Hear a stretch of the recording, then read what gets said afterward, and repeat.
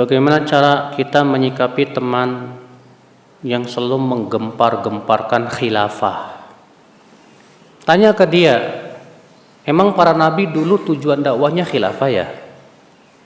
Nabi Nuh 950 tahun berdakwah dapat khilafah enggak?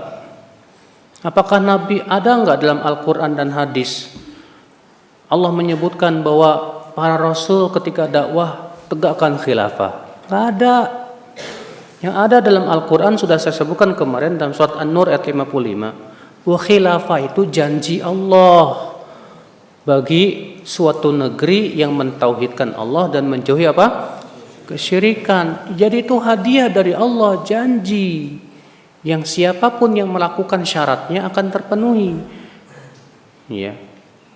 Maka khilafah bukan tujuan dakwah kita. Rasulullah SAW ketika berdakwah di kota Mekah, apa pernah kita dapat riwayat Rasulullah SAW yang selalu digempar-gemborkan tegakkan khilafah, tegakkan khilafah? Tidak ada. Bahkan ketika Rasulullah hijrah kota Madinah, apakah yang pertama kali menegakkan khilafah atau bangun masjid? Bangun masjid dulu. Ya akhi, ya. Banyak orang gulu berlebihan dalam masalah khilafah itu.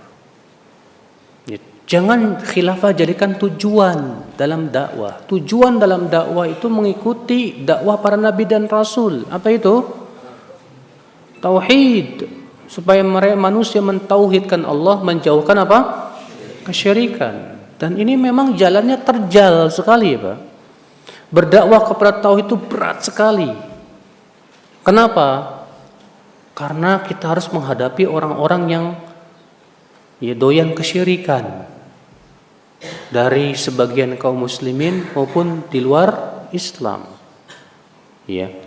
Karena orang yang mendakwahkan kepada tauhid, konsekuensinya apa? Berlepas diri dari semua yang disembah selain Allah. Berlepas diri dari setiap yang menyembah selain Allah. Tentu banyak orang akan marah dengan ini, Pak. Iblis pun akan marah, bala tentara iblis pun akan marah. Tapi kita harus lakukan karena ini yang dijalani oleh Allah dan oleh Rasulullah SAW dan para rasul sebelumnya. Sampai di antara rasul ada yang dibunuh dan yang lainnya demi untuk berdakwah kepada apa? Tauhidullah jalla wa ala. Tapi enggak masalah. Ya, karena inilah jalan yang diridhoi oleh Allah Subhanahu wa taala. Maka dari itulah ya akhi, sebagaimana sudah saya jelaskan kemarin bahwa dakwah para nabi dan rasul memfokuskan kepada tauhidullah jalla wa ala. Enggak ada nabi dan seorang nabi pun yang fokus dakwahnya kepada politik, enggak ada. Enggak ada nabi yang fokus dakwahnya kepada perbaikan ekonomi, enggak ada. Ya. Rasulullah SAW ketika pertama kali berdakwah di kota Mekah, perzinahan ada tidak? Banyak. Minum arak, Masya Allah, perjudian, demikian pula berbagai macam maksiat. Tapi apakah yang Rasulullah serukan? Tinggalkan judi, tinggalkan zina? Tidak.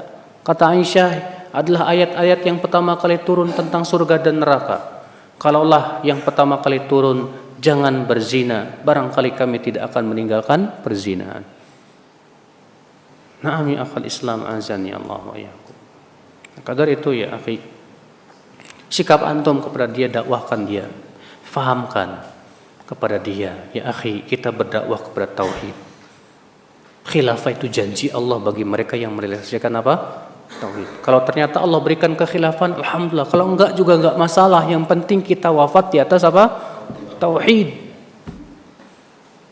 Memang ya, menegakkan kepemimpinan seorang muslim wajib. Ya. Tapi yang namanya kewajiban sesuai dengan kemampuan. Tapi dalam metode dakwah yang harus kita dahulukan yang paling penting dulu, apa itu? Tauhid. Kita berpikir bagaimana manusia wafat di atas tauhid. Ini mereka yang berdakwah kepada khilafah sampai detik ini enggak pernah berhasil, Pak. Bahkan dari pendirinya dulu Taqiyuddin An-Nabhani itu yang di Syam, apa berhasil mereka menegakkan khilafah? Enggak juga. Di semua negeri mereka menegakkan khilafah enggak juga. Sementara kesyirikan terus merajalela, kebid'ahan terus, ya menggeliat, kemaksiatan luar biasa. Tidak mungkin ya akhi. Kita harus dakwahkan manusia kepada tauhidullah jalla wa ala.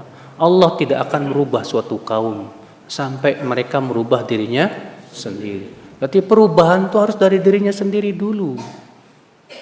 Ya.